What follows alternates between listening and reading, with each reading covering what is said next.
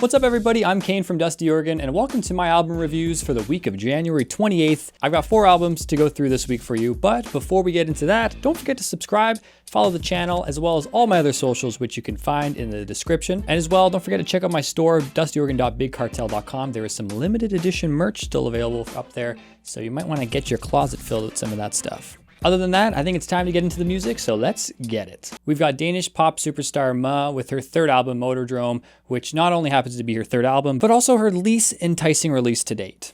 Although she made a heck of a statement with her debut album back in 2014, No Mythologies to Follow, and even 2018's follow-up, Forever Neverland, this third album just happens to be the least compelling release so far for her. Now, before we get into things that I really didn't like about this album, I will say that the reason why Ma is such a superstar is because she has such a wonderful voice. I love the crisp yet sugary vocal qualities that she possesses. And this is, of course, a major label release, so the production quality is there. It is not an unpleasant listening experience. But at the end of the day, I feel that a great voice and, well-produced record can only get you so far, especially nowadays. And for Motordrome, it basically plateaus almost immediately. What you hear on the opening track, and actually best track on the album, Kindness, is essentially what to expect for the rest of the album. Mid-tempo, generic pop that really only hits on the chorus, and everything else in between is just there. Lyrically as well, there's not too much to be inspired by. She did kind of step back for a couple of years to write this album, and she was dealing with some mental health issues and anxiety and things like that, which I understand, but I also felt that it was very trimmed down and almost packaged for the average pop listener, so it didn't really hold that much weight to it. Frankly, all of the tracks kind of blend together. I was just struggling to come up with things to talk about in general because it just felt like such a flat release. Probably the most forgettable record this year out of the pop sphere, so I'm just going to go ahead and give this one a 3 out of 10.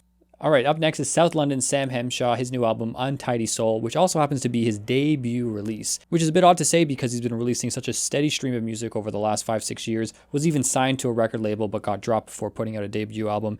But needless to say, he didn't really need them because he's found success in his own right. Now, despite being from the UK, this album and his sound in general has a very, very strong American soul aspect to it. I found a lot of similarities to contemporary artists like Alan Stone and Leon Bridges in this release. Tight drum rhythms, glossy guitars, and of course a spacious, robust vocal quality, a lot of 70s era soul as well. And at the same time, while his songwriting style does feel like it's been done before, there's still something very refreshing about his performance and his songwriting that feels very down-to-earth, relatable, and current. Fitting to its name, Untidy Soul is kind of a grab bag of different stories and elements from his, scattered brain, as he puts it. And those micro-narratives that he's kind of created in this bubble are packed with stories of finding happiness in the little things, understanding that you're kind of feeling stuck in the world, and navigating your late 20s. I don't think I'm ever going to get tired of listening to Samm Henshaw's music. He's got such a timeless quality to his voice, and Untidy Soul itself is just a refreshing and enjoyable listening experience. It just gets the job done. I'm going to give this one a well-deserved 7 out of 10.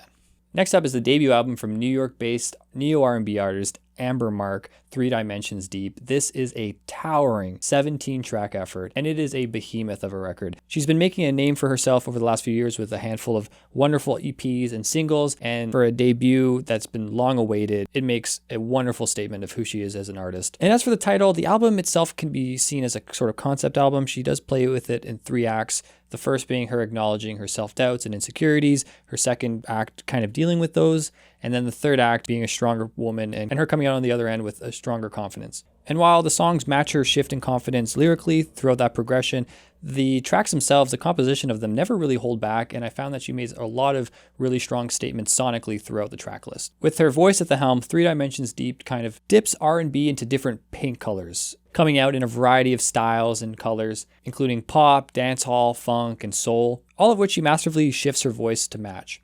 It's an ambitious effort, but Amber Mark flexes her strengths as a star on this milestone release. I love this record. This one's going to get a solid 8 out of 10. So most aptly named artist this week goes to Ghostly Kisses, and that's taking into account that 2 other artists are going by their own name. Her music is haunting yet welcoming, and she's got a wonderful cool and delicateness to her voice, just like I assume a ghost kiss would be.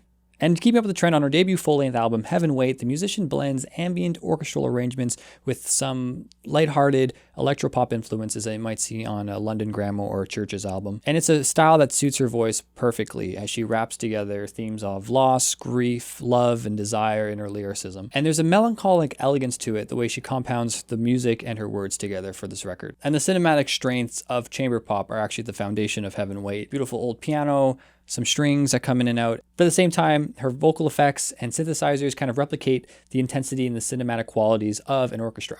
And at 10 tracks, just over half an hour, I felt that was a perfect length for the record. It didn't really overdo it with the slow-burning dramatics of the style. And Ghostly Kisses manages to find a few standout moments that are extremely powerful and spine-tingling, while the rest of it I felt would play comfortably as more of a passive ambient music experience. But that being said, she has a wonderful voice and she's found a very strong sound for her. So I'm going to give this album a 6.5 out of 10. Thanks so much everybody for watching. Don't forget to like and subscribe to the channel. There's going to be more music updates here every week as well. Plus, if you're a big music fan, if you want to discover more new stuff on the regular, head to dustyorgan.com. Every single day I'm posting up there.